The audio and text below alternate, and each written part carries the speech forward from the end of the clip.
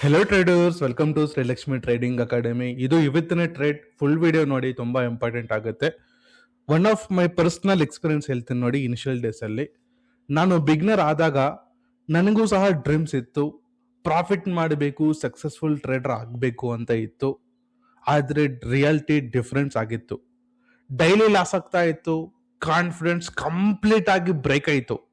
Screen ಮುಂದೆ ಕೂತ್ಕೊಂಡು last ನೋಡ್ಕೊಂಡು ಸೈಲೆಂಟ್ ಆಗಿ ಎಷ್ಟೋ ನೈಟ್ಸ್ ನಿದ್ದೆನ ಮಾಡಿಲ್ಲ ನಾನು.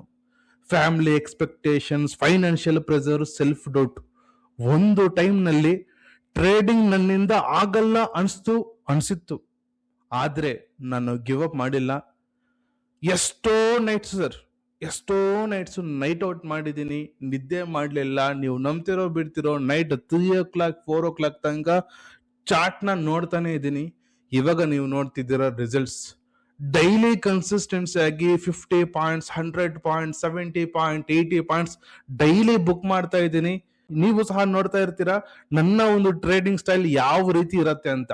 ಸೊ ಎಂಟರ್ ಇಂಡಿಯಾದಲ್ಲಿ ನೋಡಿ ಸರ್, ಎಂಟ್ರಿ ಮಾಡಿದೀನಿ ಅಂತಂದ್ರೆ ಇದು ನನ್ನ ಟಾರ್ಗೆಟ್ ಅಂತ ಹೇಳ್ಬಿಟ್ಟು ವೆಯ್ಟ್ ಮಾಡಿ ಬುಕ್ ಮಾಡಿ ತೋರಿಸ್ತಾ ಇದ್ದೀನಿ ಸರ್. ಸೈಕಾಲಜಿ ಯಾವ ರೀತಿ ಕಂಟ್ರೋಲ್ ಅಲ್ಲಿರುತ್ತೆ ಅಂತ ನೋಡಿ ಸರ್. ನಾನು ಒಬ್ನೇ ಅಲ್ಲ, ಇವಾಗ ನನ್ನ ಸ್ಟೂಡೆಂಟ್ಸ್ ಸಹ 1:3 ಬರೋ ತನಕ ಈಸಿಯಾಗಿ ವೆಯ್ಟ್ ಮಾಡ್ತಾರೆ.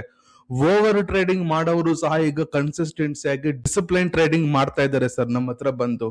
ಒಂದೇ ಅರ್ಥ ಮಾಡ್ಕೊಳ್ಳಿ ಸರ್, ಸ್ಟಾಕ್ ಮಾರ್ಕೆಟ್ ಅಲ್ಲಿ ನಾಲೆಡ್ಜ್ ಅಂಡ್ ಮನಿ ಸಾಕಾಗಲ್ಲ ಸರ್. ನಿಮ್ಮ ಹತ್ರ ಸೈಕಾಲಜಿ ಇರಬೇಕು, ಎಮೋಷನ್ಸ್ ನ ಕಂಟ್ರೋಲ್ ಮಾಡ್ಕೋಬೇಕು. ಅವಾಗ ಖಂಡಿತ ಪ್ರಾಫಿಟಬಲ್ ಆಗ್ತೀರಾ ಸರ್. ನಮ್ಮ ಹತ್ರ ಬಂದ್ರೆ ನಾವು ಸೈಕಾಲಜಿನ ಹೇಗೆ ಕಂಟ್ರೋಲ್ ಮಾಡ್ಕೋಬೇಕು ಅಂತ ಹೇಳ್ಕೊಡ್ತೀವಿ. 1 ವರ್ಷ ಹೇಳ್ಕೊಡ್ತೀವಿ ಸರ್ ಸ್ಟಾಕ್ ಮಾರ್ಕೆಟ್ ನಾಲೆಡ್ಜ್ ನ. ಡೈಲಿ 2 ಕ್ಲಾಸಸ್ ಇರುತ್ತೆ. ನೀವು ಬೇರೆ ಕಡೆ ಎಲ್ಲ ಕಡೆ ಹೋಗ್ಬಿಟ್ಟು ನೋಡಿ, 1 ವೀಕ್ ಮಾಡ್ತಾರೆ, 15 ದಿವಸ ಮಾಡ್ತಾರೆ, 1 ಮಂತ್ ಮಾಡ್ತಾರೆ ಅಷ್ಟೇ. 1 ವರ್ಷ ಯಾರು ಮಾಡಲ್ಲ ಸರ್. ಬಡವರಿಗೆ ಯೂಸ್ ಆಗ್ಬೇಕು ಅಂತ ಜಸ್ಟ್ 9,000 rupees ಅಲ್ಲಿ 1 ವರ್ಷ ಡೈಲಿ 2 ಕ್ಲಾಸ್ ಮಾಡ್ತಾ ಇದೀವಿ ಸರ್. ಕೊನೆ ಪ್ರಯತ್ನ ಅಂತ ಯಾರಾದ್ರೂ ಇದ್ರೆ ಶ್ರೀಲಕ್ಷ್ಮಿ ಟ್ರೇಡಿಂಗ್ ಅಕಾಡೆಮಿ ಇದೆ ಅಂತ ಮರಿಬೇಡಿ. ಡೈಲಿ 2 ಕ್ಲಾಸಸ್ ಮಾಡ್ತೀವಿ, ಸಪೋರ್ಟ್ ಮಾಡ್ತೀವಿ.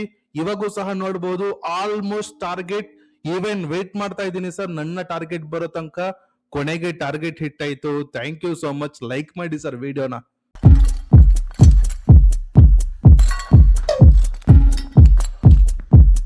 Samurai sword on my back.